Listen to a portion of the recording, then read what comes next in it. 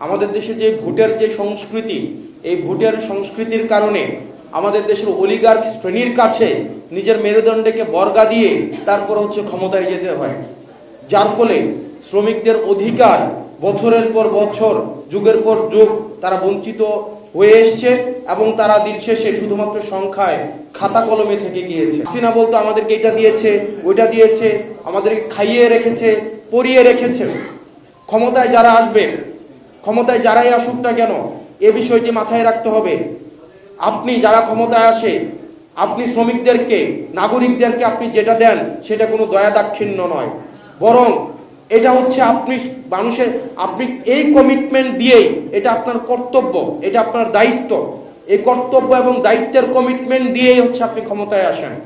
সেই জায়গা থেকে আমরা আমাদের জায়গা থেকে চেষ্টা করব এই শ্রমিকদের সাথে রাষ্ট্রের যে সম্পর্কটা, এটা যেন নাগরিকের সাথে রাষ্ট্রের সম্পর্ক হয় এবং একজন নাগরিক রাষ্ট্রের কাছ থেকে যে ধরনের সুযোগ সুবিধা প্রাপ্য, সেই প্রাপ্য সুযোগ সুবিধাগুলো যেন আমরা নিশ্চিত করতে পারি।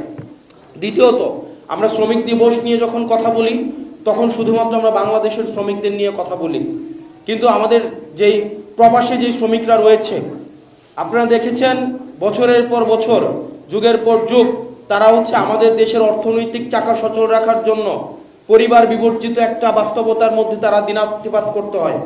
দিন শেষে তারা শুধুমাত্র অর্থনীতিতে কন্ট্রিবিউট করে যায়, শুধুমাত্র অবদান রেখে যায়, কিন্তু রাষ্ট্র, আমাদের দেশ তাদেরকে আসলে কি দিতে পেরেছে এই পর্যন্ত? তারা যখন দেশে ফেরত আসে, তারা যখন আর কর্মক্ষম থাকে না, তখন তারা হয়ে যায় পরিবারের বোঝা। 25 বছর 30 বছর পর্যন্ত প্রবাস জীবন কাটায়। প্রবাস জীবনে কাটানোর সময় তারা শুধুমাত্র অর্থনৈতিক চাকাটা সচল রাখে, কিন্তু দিন শেষে যখন দেশে ফিরে আসে তখন পরিবারের জন্য বোঝা হিসাবে তারা বিবেচিত হয়। আমরা আমাদের জায়গা থেকে এই বিষয়গুলোকেও আমাদের বিবেচনা করতে হবে। আমরা সেই জন্য আমাদের এই যে প্রবাসী যারা রয়েছে তারাও যেন শুধুমাত্র সংখ্যায় না থাকে, বরং এই ক্ষমতা নির্ধারণে, মতামত নির্ধারণে তাদেরও যেন একটি ভূমিকা থাকে। সেজন্য আমরা চাচ্ছি, আমরা আমাদের জায়গা থেকে প্রস্তাবনাও দিয়েছি, পরবর্তী নির্বাচন বা পরবর্তী সবসময়ে যেন তাদের ভোটের মূল্যায়নটি হয়। কারণ আপনারা জানেন যে আমরা রাষ্ট্রের মধ্যে আমরা মতামত দিতে পারি, জনগণ, নাগরিকরা মতামত দিতে পারে এই ক্ষমতা কাঠামোর মধ্যে শুধুমাত্র ভোট প্রক্রিয়ার মধ্য দিয়ে। আমাদের এই ভোট প্রক্রিয়ার মধ্যে আমাদের এই দেশের উল্লেখযোগ্য একটা অংশকে বাকি রেখে, যারা রাষ্ট্রের অর্থনীতিকে যারা ভালোভাবে পরিচালিত করছে, তাদেরকে বাকি রেখে আমাদের দেশের ক্ষমতায় কে আসবে এটি নির্ধারণ করার এই যে প্রক্রিয়াটি, এই প্রক্রিয়াটি আরেকটি বৈষম্যের শামিল।